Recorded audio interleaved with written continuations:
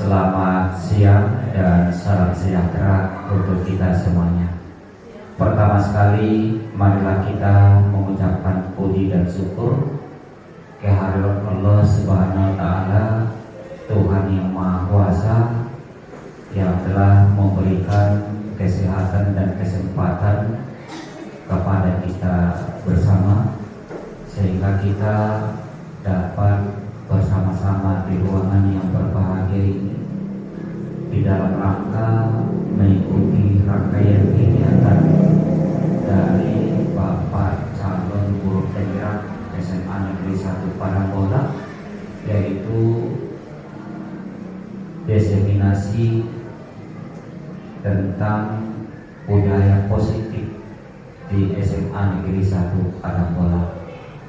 Kemudian selanjutnya kita tidak lupa mengaturkan selawat beriring salam keharibaan Nabi kita Muhammad Sallallahu Alaihi Wasallam yang senantiasa kita harapkan syafaatnya di akhirat nanti.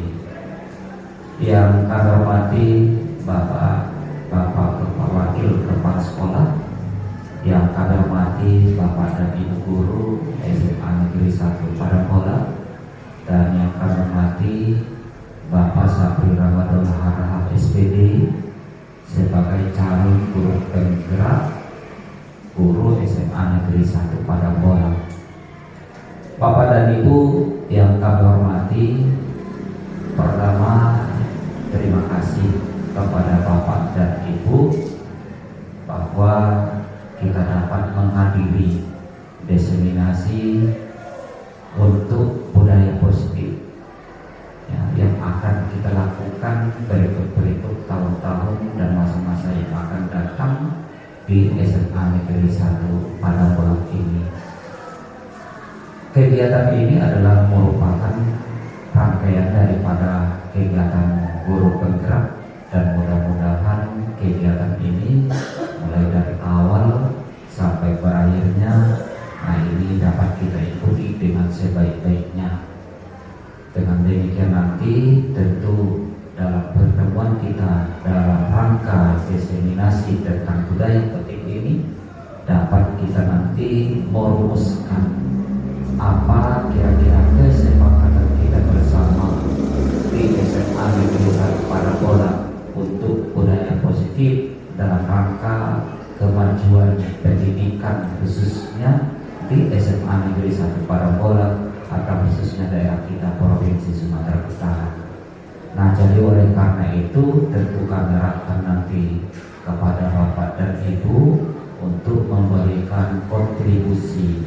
Demikian juga dengan Bapak Sapri Ramadan sebagai calon guru penggerak. Nah, mudah-mudahan nanti dapat menyampaikan, memandu bagaimana budaya positif yang akan kita terapkan, kita jalankan di SMA Negeri 1 Parangbola.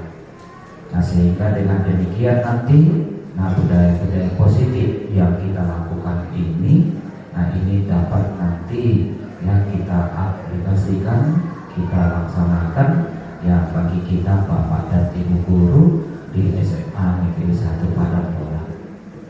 Bapak dan Ibu yang terhormati, barangkali tidak terlalu panjang berupa pimpinan dan arahan kami dalam rangka kegiatan ini, tetapi marilah kita ikuti kegiatan ini dengan sebaik-baiknya, dan mudah-mudahan kita tetap berada di bawah lindungan Tuhan yang Maha Kuasa.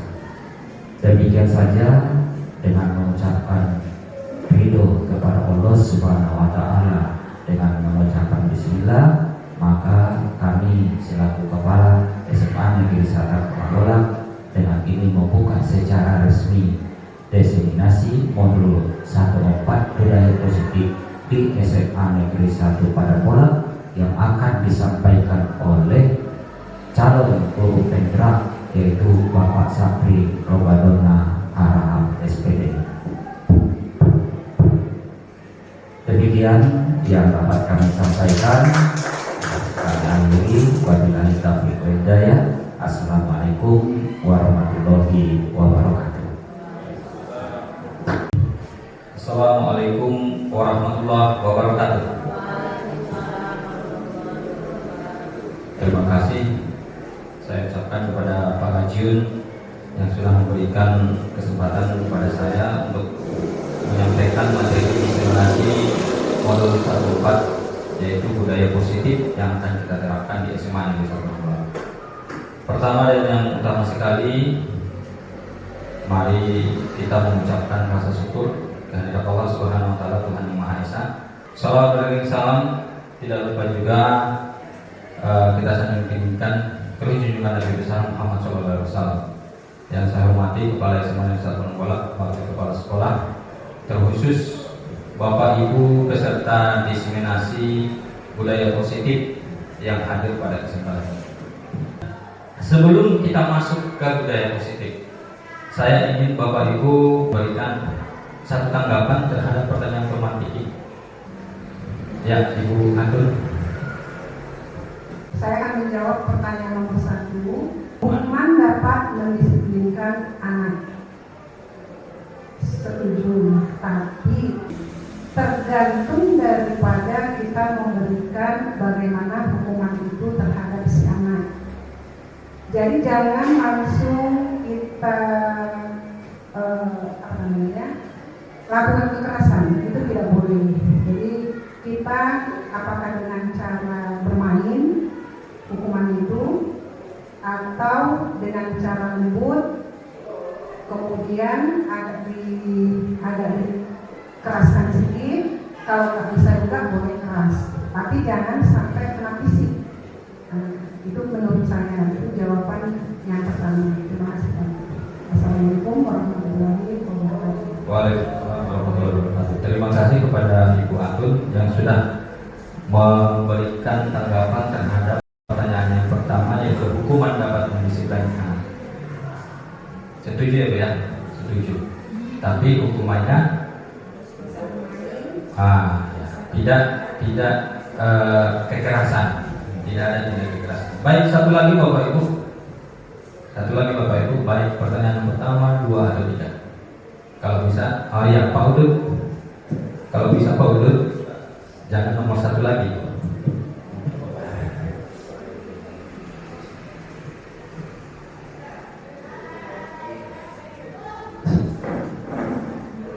Terima kasih kepada Bapak yang telah memberikan saya untuk menjawab pertanyaan di poin kedua.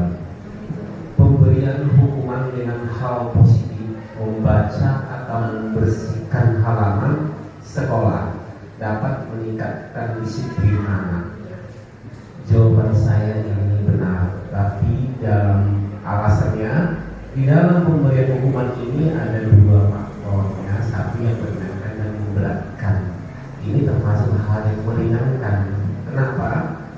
Dalam pemberian hukuman yang meringankan supaya anak ini belajar tahu bagaimana disiplin ini untuk meningkatkan semangatnya. Tidak memberikan hukuman yang memberatkan, karena ini membebankan pada diri si anak. Nah, ini sangat bagus ditingkatkan di sekolah kita supaya anak ini memacu untuk kreativitasnya lagi dan meningkatkan cara pembelajarannya di sekolah maupun di ruangan kelas. Terima kasih Bapak. Baik, terima kasih atas tanggapan yang diberikan. Berarti setuju juga ya Pak ya? Setuju dengan poin kedua. Pemberian hukuman dengan hal positif seperti membaca atau membersihkan halaman sekolah dapat meningkatkan disiplin. Ini hanya sebagai pertanyaan pemantik, dan inilah sebenarnya yang kita lakukan selama ini Bapak Ibu. Ya, ini yang selama ini kita lakukan tanpa kita sadari. Konsep pertanyaan yang 3 inilah yang kita lakukan selama ini. Nanti kita akan dijumpakan dengan 3 istilah Bapak Ibu. 1 hukuman, 2 konsekuensi, 3 restitusi. Mana yang lebih efektif ini? Nah, nanti akan kita lihat di slide selanjutnya. Sebelum kita masuk ke materi Bapak Ibu, saya ingin 2 orang Bapak Ibu untuk memerankan kegiatan kepala tangan, yaitu konsep perubahan paradigma dalam dunia pendidikan. Yaitu ada A dan B nanti yang akan berperan. Sobeklah secari kertas kecil, kemudian tuliskan benda atau sesuatu yang sangat berharga untuk Anda. Letakkan di salah satu tangan Anda dan genggam benda sesuatu tersebut dengan segalanya. buatlah sebuah kepala. Teman Anda akan mencoba dengan sekuat tenaga dengan berbagai cara untuk meminta Anda memberikan benda tersebut, bisa membujuk, mengancam, menghardik, merayu, menyuap, apa saja agar dapat membuka kepala tangan Anda. Kita lihat apa yang terjadi. Ya, kita lihat apa yang terjadi. Saya minta 2 sukarelawan dari Bapak Ibu, Ibu Atun ya sama Ibu Kasdiana. Ibu Atun bertindak sebagai A yang memegang rahasia dan Ibu Kasdiana sebagai B yang berusaha membuka rahasia. Oke, kita berikan waktunya 5 menit, bisa Bu? Itu mic-nya Bu, boleh minta. Anggap 1 menit. Oke. Jadi masalah di sini lah ya. Ya, kamera, kamera roll action. Apa itu? Kita lagi belajar. Gak boleh kebodohan. Nanti saya kasih tahu sama Bapak Guru. Apa itu coba? Coba. Tahu aku kayak gitu. Pasti kamu benci sama Bapak itu. Kamu nyimpan sesuatu di situ. Salah. Ayo kasih tahu. Salah. Ayolah. Jujur sekali. Itu kan kawan. Jujur sekali kok kasih tahu. Kalau nongkrong, nanti sama-sama masa kayak gitu aja nggak mau ngasih tahu saya. Coba dulu apa coba? Iya, masih penasaran itu apa. Tadi karena tadi kasih judes, masa bisa tahu?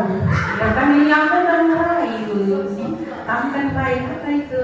Coba Kalau kamu masih tahu, aku kan tadi punya banyak uang dikasih mamaku. Nanti aku bayar makan somai di depan sekolah. ada uang bu, ada uang bu.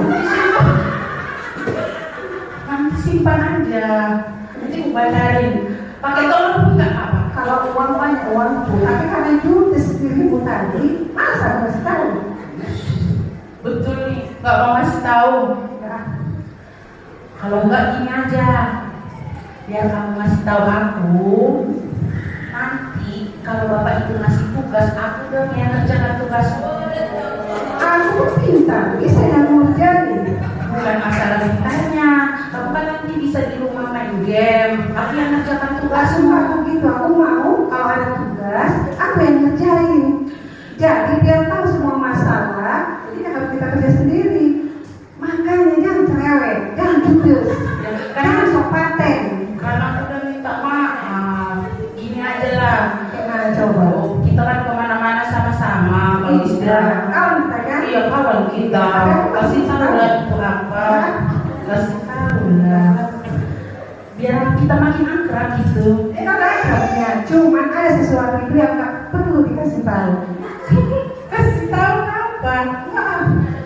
Sama semuaku, uang ada, apa? Iya kan namanya juga Kalau berteman. aku ngerjain di rumah. Namanya juga berteman. Kalau misalnya ada rahasianya kasih tahu sama aku. Iya. Nanti aku kasih tahu sama yang lain. Iya. Coba jawab apa dulu? Pasti itu surat. Bukan surat ini, cuman ada sesuatu. Barang. Enggak, Apa ya? Jawaban. enggak, Rahasia. iya rahasia. Nah, kalau rahasia, ya namanya rahasia ya itu untuk diri kita sendiri. Tapi salah masih. Coba. Kasih tahu dong rahasianya mengenai apa gitu, mendekati apa gitu, biar aku nggak tahu kayak yang main-main kuis itu kan. Kalau nggak ada benda ini, nggak bisa jalan. Oh, itu kunci kereta. Pasti itu kunci kereta. Kunci kereta siapa itu? Bapak itu. Udah tungguin aja. Oke, baik. Biar bapak itu nggak usah bisa pulang. Kita anggap selesai. Kita berikan tepuk tangan. Kita berikan tepuk tangan Bapak Ibu. Baik Bapak Ibu. Jadi kegiatan kepalan tangan ini adalah satu kegiatan yang sering kita lakukan di sekolah. Kita ambil konsepnya di sekolah Bapak Ibu. Kalau di sini bisa membujuk, kita lakukan kepada murid siswa kita. Bisa mengancam, kita lakukan juga kepada murid kita. Bisa menghardik, sering kita lakukan. Bisa merayu, menyuap, apa saja agar si murid itu mau berbagi sama kita. Nah, ini yang kita lakukan Bapak Ibu ya, sebagai guru. Inilah konsep dasarnya, kita akan melakukan perubahan paradigma. Artinya yang ditawarkan adalah dialog. Yang ditawarkan adalah dialog dengan konsep apapun Bapak Ibu. Nah, sehingga budaya positif itu nanti tercipta. Kita tidak menyangka ini sering kita lakukan. Sekarang pertanyaannya, dari posisi A dan B tadi antara Ibu Sapaatu dengan Ibu Kastiana, kira-kira siapa yang memegang kendali? Di antara Ibu Sapaatu dengan Kastiana, siapa yang memegang kendali? Ibu Kastiana atau Ibu Sapaatu, Bapak Ibu? Ibu Sapaatu ya. Karena dia memegang rahasia. Ibu Kastiana kan hanya sebagai media untuk agar rahasia itu terbuka. Sama lah itu dengan konsep belajar kita Bapak Ibu. Kita sebagai guru bukan pengendali, ya, bukan pengendali. Siswa yang punya kendali. Makanya Ki Hajar Dewantara mengatakan ingat dulu di mana yang mengasuh tutur Anda. Kita hanya bisa memberi contoh. Apakah murid itu mau mencontoh kita? Berarti kendalinya di murid. Tinggal bagaimana kita menyembuhkan contoh itu agar murid mau mencontoh. Nah, itu konsepnya Bapak Ibu dari game ini. Jadi siapa yang menjadi kendali dan siapa yang mengendalikan? Termasuk dalam materi ini, posisi kontrol kita sebagai guru apa? Nah, oke Bapak Ibu, nah, kira-kira dapat kita ambil intinya ya Bapak Ibu ya. Oke, baik, kita lanjut. Perubahan paradigma yang pertama yaitu teori kontrol atau ilusi kontrol. Sering dalam kehidupan sehari-hari oleh William Glasser dalam teorinya teori kontrol mengatakan ilusi guru mengontrol murid. Selama ini yang kita lakukan, kita berilusi kita yang mengontrol murid. Kita yang punya kunci terhadap murid itu. Kemudian ilusi bahwa kritik dan membuat orang merasa bersalah dapat menguatkan karakter. Ini juga sering kita lakukan. Sewaktu kita menyelesaikan sebuah masalah siswa, kita selalu menyudutkan dia sehingga dia merasa bersalah.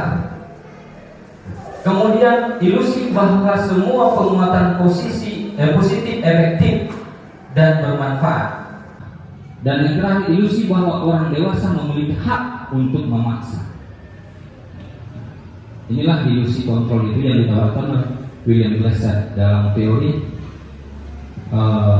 kontrol. Selalu kalau kita lihat kata kerja itu apa itu ilusi. Berarti kalau ilusi kita menganggap bahwa kita, kan ya? Kita menganggap bahwa kita. Itu untuk teori kontrol. Kita lanjutkan. Perubahan paradigma stimulus, respon, dan teori kontrol. Mana perbedaannya? Siapa sesungguhnya yang memiliki kontrol? Stimulus, respon. Kita ambil satu pernyataannya. Kita mencoba mengubah orang agar berpandangan sama dengan kita. Itulah yang kita lakukan. Kadang-kadang kita selalu merasa benar, Bapak Ibu. Kadang-kadang kita selalu merasa benar. Sehingga kita ini yang kita pakai. Kita mencoba mengubah orang agar berpandangan sama dengan kita. Kalau di teori kontrol apa yang ditawarkan oleh William Glasser? Kita berusaha memahami. Kan jauh beda Bapak Ibu. Kita berusaha memahami pandangan orang lain tentang dunia. Sehingga nanti contoh Pak Udut mengusulkan sesuatu, kita akan melihat, menganalisa apa yang diusulkan. Oh iya benar, ada juga benar. Jadi kalau kami bahasa Indonesia Bapak Ibu, untuk menyampaikan kritik yang baik, langkah pertama adalah sampaikan dulu hal positif dari yang disampaikan oleh orang lain. Kemudian sampaikan hal negatif dan kemudian buat keputusan Anda. Nah, itu mengkritik kalau di bahasa Indonesia. Nah, ini pun sama, stimulus respon yang selama ini kita lakukan. Kita selalu mencoba mengubah agar orang berpandangan sama dengan kita. Sedangkan yang ditawarkan William Glasser tadi, kita berusaha memahami pandangan orang. Berarti kita tidak menjudge-nya langsung, tidak menghakimi apa yang disampaikan oleh orang tersebut bahwasanya itu salah menurut pandangan kita. Tetapi kita menganalisisnya, apakah ada sisi positif dan negatif. Itu Bapak Ibu. Kemudian selanjutnya, untuk mencapai budaya positif ataupun disiplin positif di sekolah, maka teori kontrol dari Dr. William Glasser pertama tadi yang ini Bapak Ibu, ini akan dijelaskan di skema ini. Makna disiplin ini belajar kontrol diri. Jadi untuk membuat satu budaya positif itu Bapak Ibu ada dua faktor. Pertama faktor eksternal, faktor internal. Tetapi yang paling diutamakan adalah faktor internal.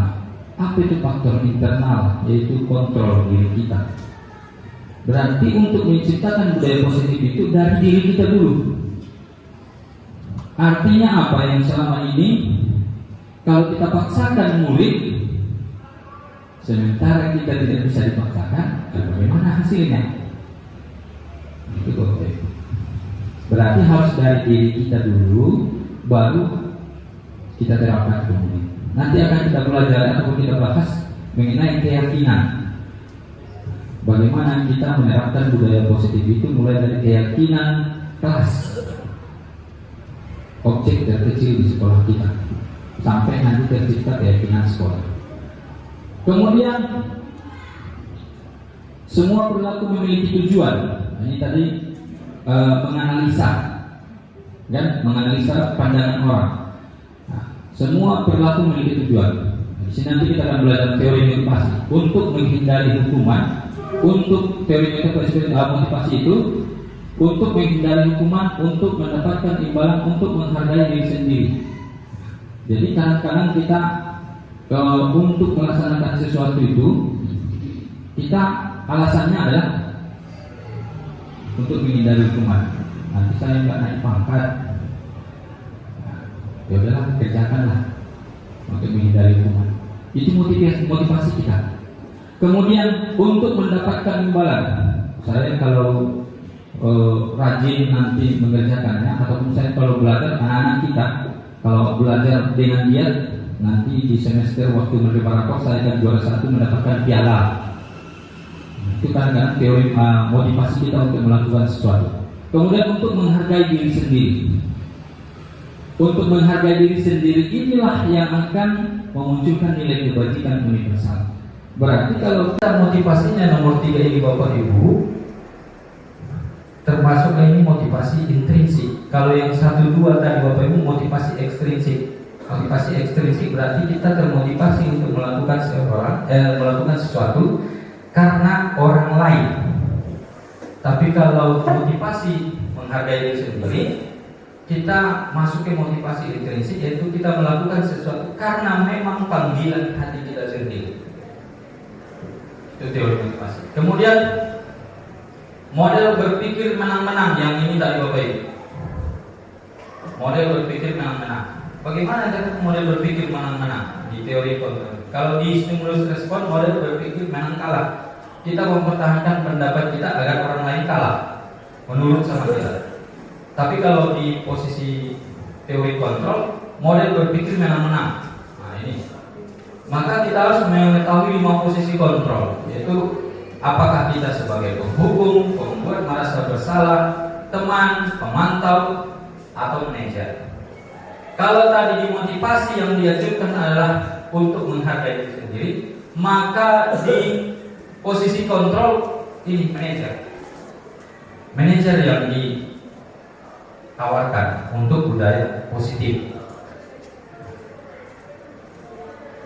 Manajer ini nanti akan berkaitan dengan konsep segitiga restitusi. yaitu menstabilkan identitas, validasi kebutuhan, menanyakan keyakinan dan sebagainya. Kemudian untuk menciptakan budaya positif, yang kelima yang harus kita lihat adalah, yang keempat yang harus kita lihat adalah 5 kebutuhan dasar manusia. Nanti akan kita pelajari. Baik, kita lanjutkan Bapak Ibu. Bagaimana membuat budaya positif sekolah? Diawali dengan peraturan kelas. Jadi nanti Bapak Ibu wali kelas, kami mohon kerjasamanya, kolaborasinya untuk membuatkan keyakinan kelas adalah kesepakatan bersama. Contoh itu atur hubungannya, membuat di kelasnya. Bagaimana proses membuat kesepakatan kelas sehingga menjadi keyakinan kelas? Silahkan Bapak Ibu minta pendapat dari siswa. Contoh ini kesepakatan kelas. Kami guru dan murid yang saling menyayangi. Kami murid yang semangat belajar. Kami murid yang peduli dengan teman-teman. Nah, ini kesepakatan kelas. Datang tepat waktu, mengucapkan salam, menjaga kebersihan sekolah, berdoa sebelum dan sesudah kegiatan, aktif dalam pembelajaran, dan tertib. Kira-kira Bapak Ibu mana yang keyakinan kelas? Dua-duanya judulnya adalah kesepakatan kelas. Kira-kira yang mana Bapak Ibu? Kiri atau kanan? Kanan Bapak Ibu sebagai keyakinan kelas.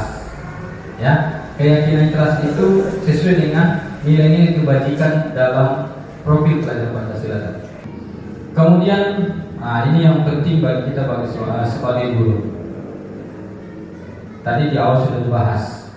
Ada penghukum, posisi kontrol, ada penghukum, pembuat orang merasa bersalah, teman, pemantau, dan manajer. Sebagai guru kita dianjurkan berada pada posisi manajer. Apakah ini tidak baik? Baik Bapak Ibu, tapi untuk jangka pendek. Apakah ini tidak baik? Baik Bapak Ibu, tapi jangka pendek. Apakah ini tidak baik? Selama ini kan saya lihat di sekolah saya Bapak Ibu, guru yang paling disukai murid adalah guru yang dekat kepada murid. Guru yang bisa duduk-duduk berdampingan dengan murid dan bercanda-canda. Kan itu konsep teman Bapak Ibu kan? Nah. Tetapi apakah ini baik? Masih kurang baik, karena ada efek samping yang lebih ditakutkan. Guru terlalu dekat dengan murid. Kemudian pemantau, ini sudah mulai meningkat kadarnya, bagus. Tapi yang lebih bagus adalah manajer, mengajukan pertanyaan-pertanyaan, apa yang kita yakini, apa yang bisa kau kerjakan untuk memperbaiki masalah ini, sesuai nanti dengan segitiga, konsep segitiga restitusi. Kemudian selanjutnya ini yang terakhir, segitiga restitusi. Segitiga restitusi ini adalah konsep yang ditawarkan untuk melakukan dialog terhadap peserta didik, mencari solusi terhadap masalah yang dialami peserta didik. Ada 3 konsep restitusi, langkah restitusi. Yang pertama adalah menstabilkan identitas, kemudian validasi kebutuhan, dan menanyakan tema. Pertama, sebenarnya ini sudah kita lakukan Bapak Ibu sewaktu kita menangani siswa, apalagi di guru BK. Sudah sering melakukan ini. Pertama, setiap orang pasti pernah melakukan kesalahan. Kamu bukan satu-satunya yang pernah melakukan ini. Berarti kalau saya istilahkan Bapak Ibu ada pendekatan emosional itu dulu, agar dia merasa tidak disalahkan. Nah, itu menstabilkan identitas. Kalaupun dia sudah jelas bersalah, tetapi kita tidak langsung menjudge ataupun menghakimi dia. Bisa kalimat yang kita sampaikan adalah setiap orang pasti pernah melakukan salah. Bapak saja pernah melakukan salah, sehingga dia merasa dekat dengan kita. Kemudian validasi kebutuhan. Kamu tentu punya alasan mengapa melakukan ini. Kemudian, adakah cara yang lebih efektif untuk mendapatkan apa yang kamu butuhkan? Itu divalidasi kebutuhan. Kemudian menanyakan keyakinan. Tadi kan kita sudah buat keyakinan kelas. kita kembalikan kepada siswa yang bermasalah tersebut. Nilai-nilai apa yang telah kita sepakati sesuai dengan kesalahan yang dia buat. Contoh, melempar tanpa sengaja kena kepala orang, ya. Nah, mungkin dia menjawab menghormati orang lain, Pak. Nilai-nilai ataupun keyakinan yang sudah kita buat di kelas. Kemudian kamu ingin menjadi orang yang seperti apa? Tentunya kalau dia sudah menyampaikan menghormati orang lain, masuk ke pertanyaan, kamu ingin menjadi orang yang seperti apa? Saya akan lebih menghormati orang lain. Saya akan lebih berhati-hati untuk melempar benda. Kan begitu. Ada dialog, sehingga ada kesepakatan antara kita guru dengan siswa untuk memperbaiki masalahnya.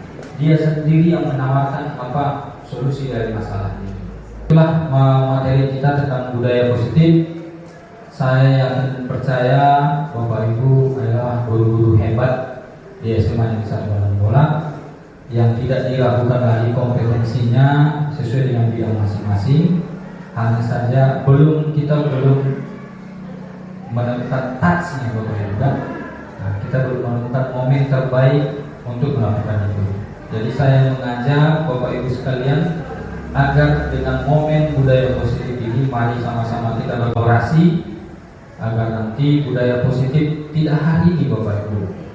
Kita tidak bisa menuntut harus hari ini terjadi, tetapi kita bisa mulai hari ini dengan berkolaborasi, dengan bekerja sama yang baik agar kita tidak merasa kewalahan menangani anak-anak kita. Oke, Bapak Ibu, demikian budaya positif kita. Mudah-mudahan kita bisa mengaplikasikan dalam kehidupan sehari-hari, terutama sebagai tugas pokok kita sebagai pendidik. Dan kepada wali kelas tadi mohon kerjasamanya dalam seminggu ini ya Bapak Ibu ya. Kita sepakat dalam seminggu ini ada kesepakatan dan keyakinan kelas di kelas Bapak Ibu masing-masing. Baik, untuk selanjutnya mungkin ada beberapa hal yang ingin didiskusikan. Saya kembalikan kepada Pak Ajin sebagai pembawa acara. Assalamualaikum warahmatullahi wabarakatuh.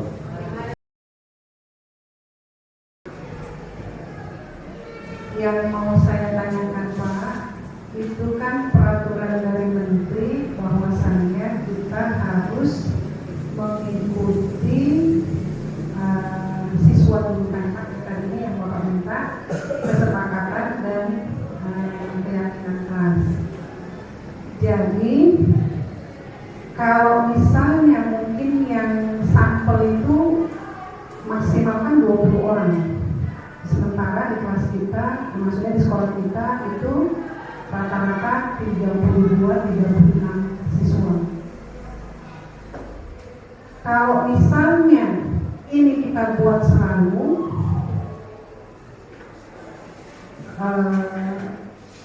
kayaknya terlalu banyak menurut saya. Jadi sementara itu kan harus ada aturan, harus ada aturan supaya jangan dilanggarkan gitu kan Pak. Nah, maksudnya kayak mana solusinya ini Pak? Oke, baik. Berarti bagaimana kita membuatkan atau mengontrol itu kan? Membuat kesepakatan. Jadi konsepnya kan begini Bu. Kalau untuk membuatkan keyakinan kelas dan budaya positif di sekolah, sebenarnya kalau di sekolah kita dikatakan berat. Nah, tetapi alangkah lebih bagusnya kita mulai kan ini. Kita coba Bu.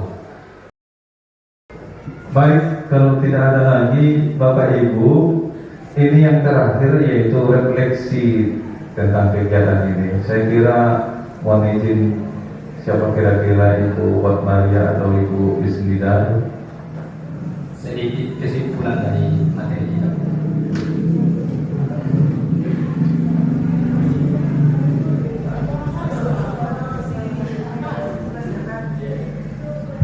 Assalamualaikum warahmatullahi wabarakatuh.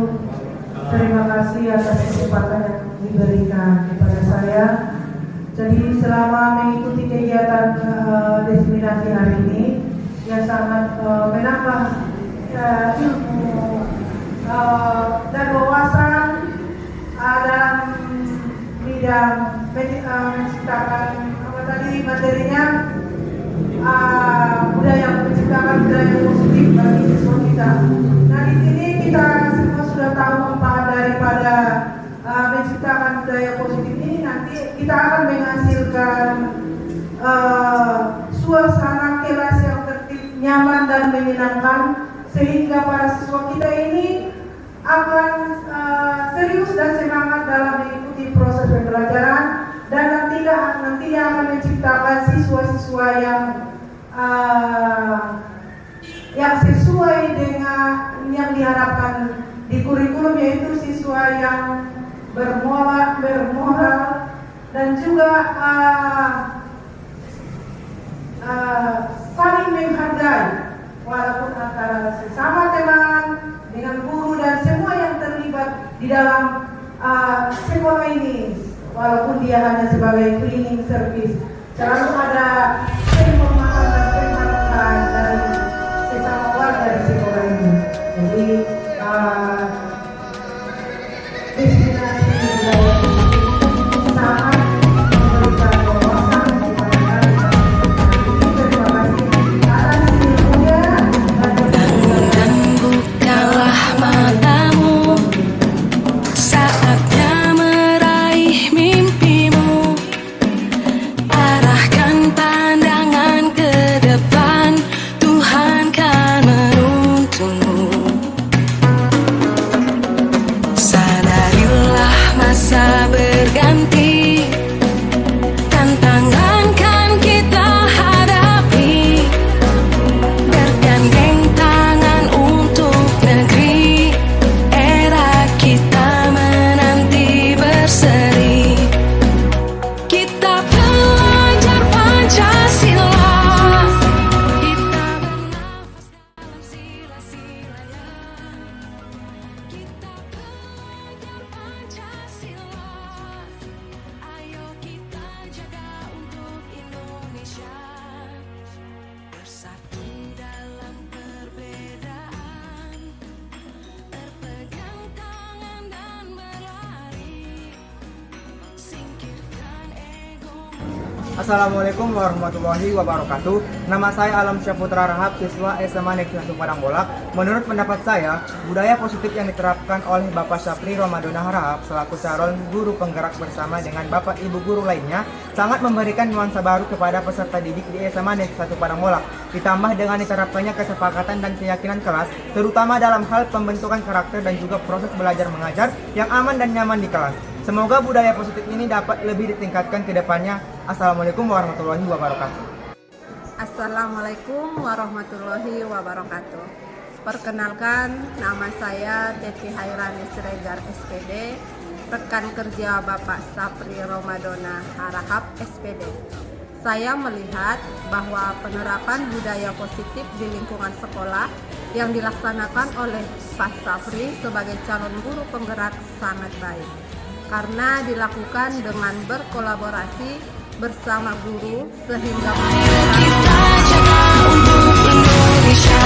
menjadikan lingkungan sekolah yang aman dan nyaman, terutama dalam pembentukan karakter anak didik ke arah yang lebih baik. Semoga kedepannya budaya positif di sekolah dapat lebih ditingkatkan demi kemajuan pendidikan. Assalamualaikum warahmatullahi wabarakatuh.